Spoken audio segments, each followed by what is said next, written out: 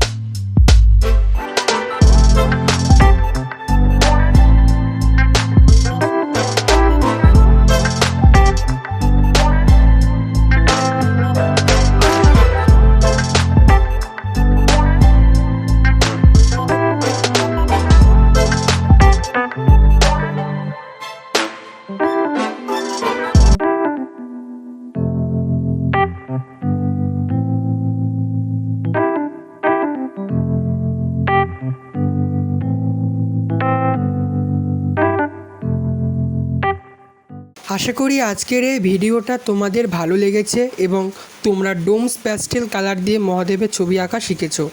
যদি এই ভিডিওটা ভালো লেগে থাকে তাহলে অবশ্যই একটা লাইক দিও, কমেন্ট করে জানাবে কেমন লাগলো, আর তোমাদের বন্ধুর সাথে শেয়ার করে দেবে। বন্ধুরা, আজকে এই পর্যন্ত। দেখা হবে পরবর্তী কোনো ড্রয়িং টিউটোরিয়াল ভিডিও নিয়ে। ততক্ষণ তোমরা সবাই ভালো থেকো, সুস্থ থেকো। ধন্যবাদ।